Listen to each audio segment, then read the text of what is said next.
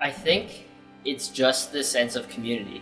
Like VA is a family, and once you start climbing here, you definitely become part of the family. And this is probably like Christmas. This is like Christmas time with your family. You know, you are excited about it. You get to see everybody. You get to watch them climb. You get to cheer them on. You get to share with their successes and their failures. And the fact that this is a once a year thing, has really, really good build up. It's just a great kind of, it's a great emotional roller coaster where you're just super psyched about it, and then you hit it, and it's just a lot of fun. And that's what I think kind of draws everybody for it. As of bouldering, everybody's in the same close quarters together. It has a totally different feel to it. Prairie Pump's a lot of fun, but Brass Monkey's it's on that other level of bringing together the community, and everybody's climbing together. You get total newbies climbing, trying to climb their first V0, V1, and then you get experienced people trying to do, trying to get a V8 their first, in the first try to get all the points that they can, and they're climbing side by side and cheering each other on, and that's what I really love about it. What makes it different is the community itself. You don't feel like it people take it seriously, but the amount of work that Justin and his route setters put in and his volunteers put in to provide such a great competition, and it's amateur. It's an amateur competition. The amount of time and effort that they put in, his team puts in, is unmatched anywhere. And then you have the mixture of the community that is so encouraging, that is so inspiring, that is so friendly, that it doesn't feel like a competition. You're competing, but you feel like it's just another day where you're just seshing with the boys or the girls, and you're out there trying these awesome routes that they've set, and you don't feel like you're competing. And you don't feel like that anywhere else. You can't get that feeling anywhere else, anywhere in Canada.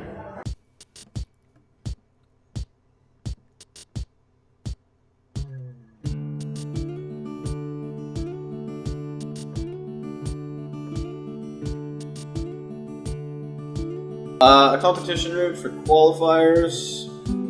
I try to set things that people will think is fun. Primarily, I always think the level of fun needs to reflect the level of hard. So the harder it is, it needs to be more fun. And I always try to set a variety of styles and use a variety of moves that people may have never seen before. I usually just walk around with a hold in my hand for hours until inspiration strikes. The Nate Classic. It's really funny. For every route that I set, I think of a different person and I try to set for them. So depending on the grade of the route, I'll try to find somebody that I think would succeed well at that problem, and it's funny, but I will set that route specifically for them. So a lot of the times, a lot of people, while we're climbing, I'll be like, oh, try this route, I set it for you. I think like 80% of the time I'm actually telling the truth because I probably did set it for them, or people within that range. So I like to think of a person or maybe a group of people that would have a lot of fun with this specific route or specific movement, and then I would set for them. And I'd make sure that there were enough feet for them, like everything would be within their reach, and then I would kind of continue from there. So depending on the grade, I would kind of shift my focus a little bit. Safety first.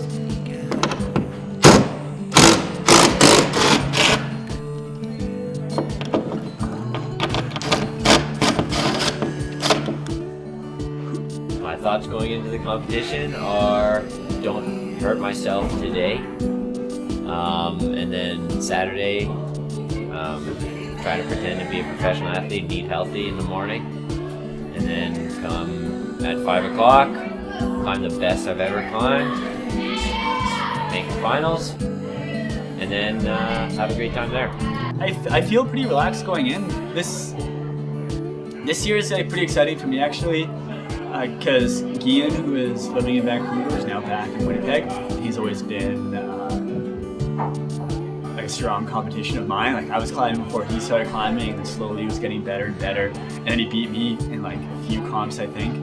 now he was gone for a while, and I don't know, like, did he get stronger? Did he get worse? So this comp is kind of like, it's exciting for me to see like how I line up to him. Like, not a whole. I mean, I'm not going to it to win. Yeah, I don't know. I'm just going to it to see. I don't know. See, I guess how far I've come. That's the fun thing about climbing is that we only started half a year ago, but you can really sort of chart your progress as you go, which is really fun watching how you develop, and you can see how much better you are getting week to week and month to month. So I guess I'm at brass weekend just kind of want to see how far I've come in comparison to where I started. Like, I don't know, I really try not to think about doing well, because I think I'm always my worst enemy in the sense that I put too much pressure on myself to do well, and then I always end up doing shitty. And Justin can attest to that. So yeah, I don't know, my goal always is just to have a good time and to climb lots of climbs. Obviously, do well for myself, because that's the biggest thing, is I don't want to feel like I could have climbed better and didn't. But yeah, besides that, just have a good time and hopefully make finals and try some sweet routes.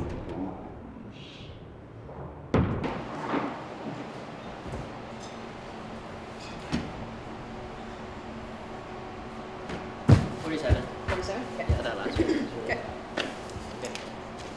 And third. It's really hard. Yeah, I guess the Origin would be a good place to start. Just because most people don't know it. I mean, it's been 14 years. I think I'm one of only a handful of people that have been around that long. Myself and a friend, Grand Chung, and I guess a couple other people, really just wanted to get some extra money to buy holds for the climbing gym. So we thought we would host a climbing competition that would really just be a party for our friends. We would charge them some money, and then we would use half that money to buy holds, and then we'd give half the money to the old gym owner for letting us use the facility for the night. We actually modeled the entire event that year off of the C3 bouldering series from Calgary Climbing Center, where they do a competition a month for 3 months, and you get cumulative point totals. We vowed we would never do that again after the first year, though. It was just too much work. You see how we all feel today. Doing that 3 months in a row, it's just like by that third month, you just wanted to kill yourself more than anything. So, that's really how it all started. I remember the day Grant came up with the name in the office. It was really just about having a party with our friends, and it kind of grew from there. So I remember it. It all started when the previous owner, we wanted to buy some holds. I don't know if this is what Justin told or not. We wanted to buy some holds, and previous owner was like, yeah, there's not money to buy holds right now.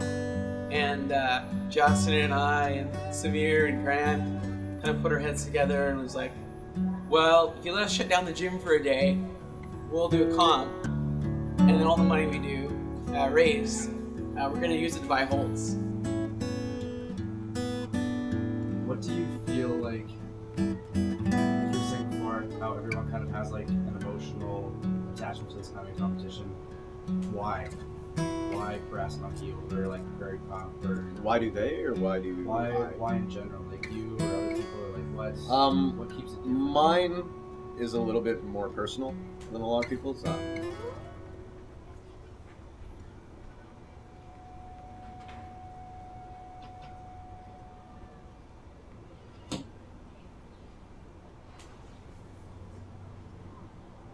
It evolved over the years. It was a big party for our friends.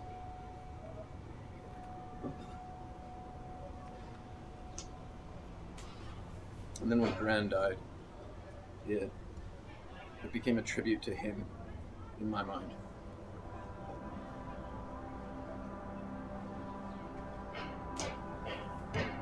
He's a guy who did so much for everybody here and never asked for anything in return. There's been nobody like him before or since. His energy, his passion for the people here, everything he did was to make the climbing community better wherever he went. And from a young age, I really looked up to him, and he kind of took me under his wing, and he taught me how to deal with a lot of life's problems, not just climbing's problems. So when we started this together, it was us wanting to party with our friends, and that was great. And then he wanted to compete, and he won a handful of them in a row. And it kind of just became Grand's event. And then when he passed away, I wanted it to be my way of giving back to him, and my way of giving back to him is to continue to give back to the people. Why it's so special to everybody else is I think they see that. They see my level of commitment, they see my level of passion. I talk openly about Grand, I talk openly about how hard it was for us to get here. And I think that party atmosphere never left. I think people really, really enjoy that vibe. And that's all I ever want it to be. I just want people to come here and have one day where they just get to have fun with their friends and it's not about anything else.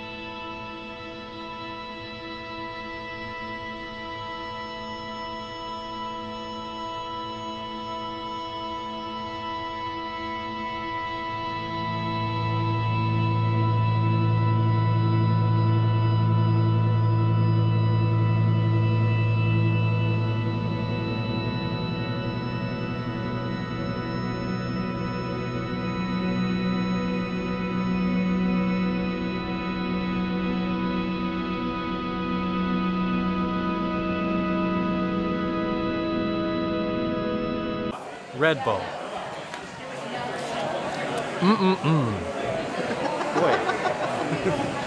Hyped.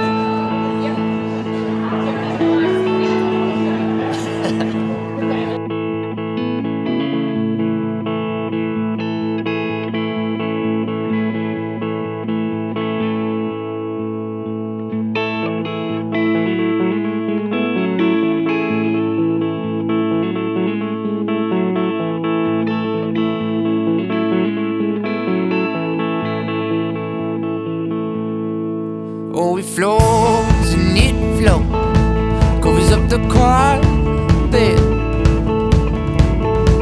And you know when you know just where it started. Oh, we stumble and stumble through the darkness,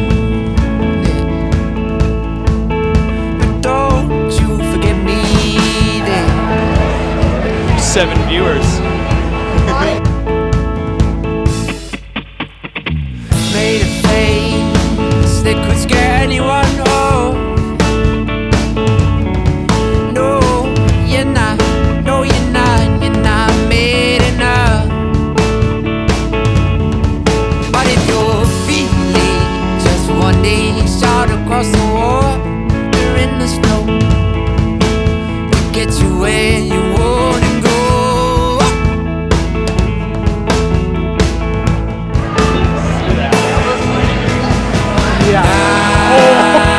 I won't take my time, oh, to get you off my mind. It's over, 'cause we're teaching as well as I thought it would. Oh no, just yesterday.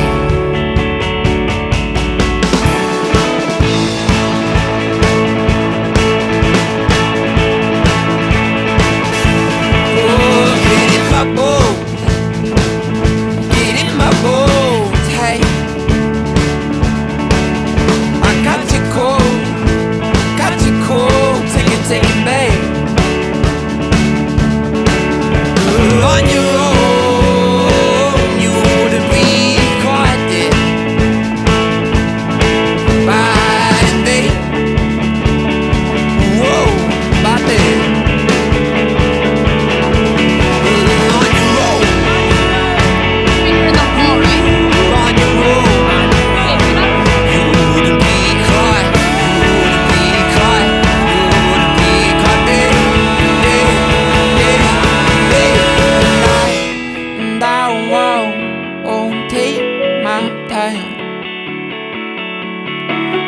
To get you off of my mind. And though, no, it don't work as well as it should. Give me to Hollywood, no, give me to Wade. The flames like the burning wood, and we're covered the way.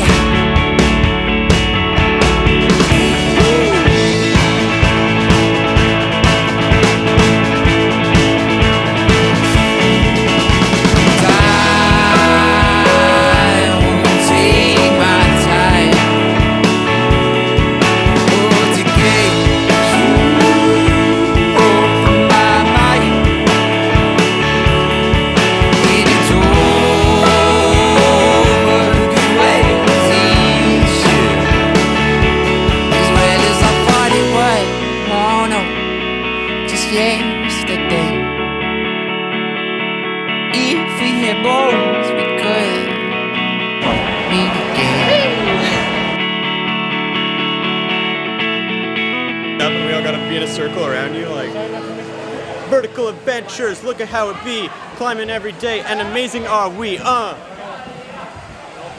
That's all I got again. Do you feel pressure to make finals going to this competition on Saturday? For myself, yeah. I mean, I'm climbing around and I'm feeling like I'm definitely close to a top 5 climber on most days, so then why shouldn't I? No, I think if you want to take that pressure, you can. I think that you should never take a win or a loss too personally because it's so dependent. With this comp, I'm feeling really good about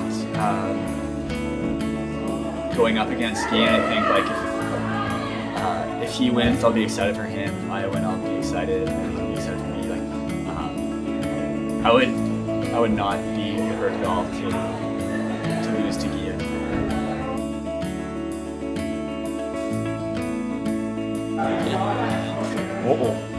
It's a competition for you. Finals routes are a little bit more strategic. For me, a climbing competition is first and foremost for the spectators. As a gym owner and competition host, my primary objective is to get people super stoked on rock climbing. So whenever I go into the comp, I just like listen to the music, isolate myself, outside of everybody else, block everything out, just have tunnel vision for the climb, and it's just like a normal climbing session without anybody watching. Oh, we are bros. Okay.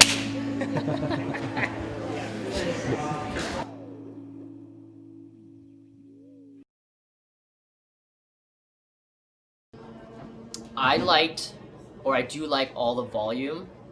Can I tell you this? They're not going to see this before. Yeah, this is going to be after, don't worry. There are 2 volume problems, one for the men and one for the women. Those 2 are probably going to be the most fun to watch because volume climbing isn't the same as hold climbing. It's nothing that you've held before. It's not something that you expect. Your body positioning is way different. You can't just pull straight down on it a lot, so it's a lot more logic and it's a lot more fun to watch. And on the converse side, it's actually a lot harder to set. So I appreciate, it was Justin that set these 2 problems. I appreciate the thought and the mental process that I had to go through making all these problems / I think he built a majority of the volumes himself too, so that's pretty impressive as well. So keep an eye out for the volume problems for sure. Guys 1 is going to be fun, so I want to see the guys climb that. I think they're all going to do pretty well on it. It's just a little bit tricky with a few low percentage moves in it. But if they kind of just take a step back and read it, they should be able to do it. And the third women's route is going to be pretty cool. It combines all the things women hate. It's going to have a dyno, a campus move, and a knee bar for them to be able to finish it. So I kind of just threw that together, looked at it, and was like, it looks too good to change it, so that's what they're stuck with now.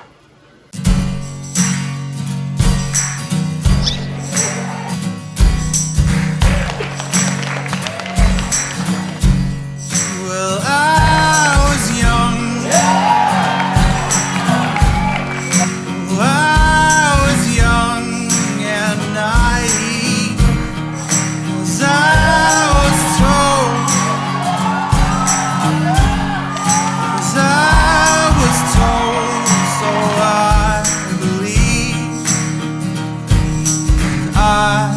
was told there's only one road that leads you home, and the truth was a cave on the mountainside.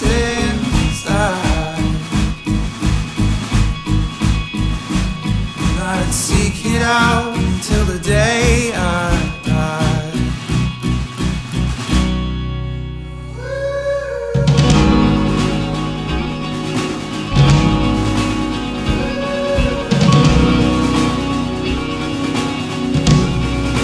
I was bound.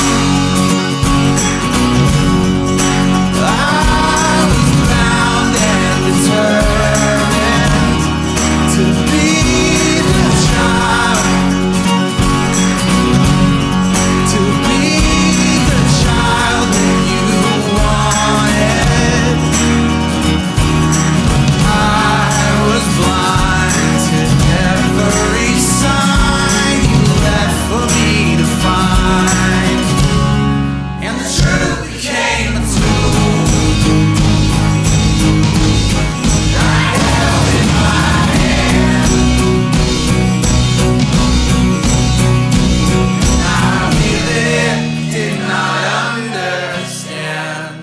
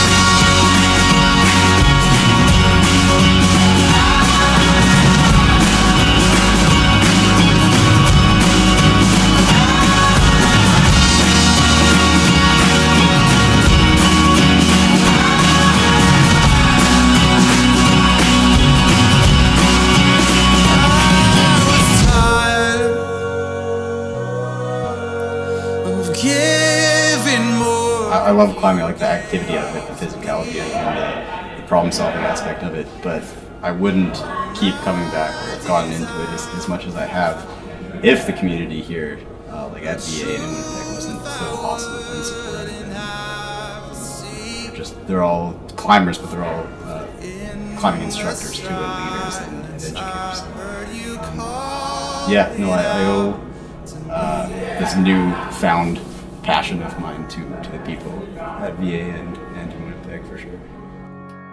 Can't see myself doing it forever just because it's physically exhausting doing stuff like this sometimes, but I love it. I don't think I will ever fully stop doing it. I've never wanted to be anything in my life but a rock climber, so I get to live my dream every day.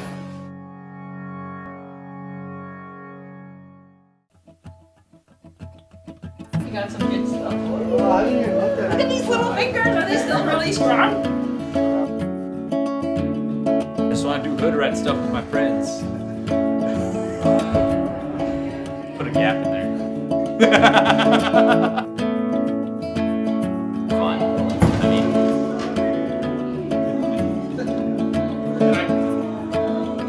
Yeah, it's pause or I'm so sorry. Okay. I forgot. I just let you get my stuff out of your hair. Oh yeah, that was that asshole Ray that nobody likes. Ruined the shot.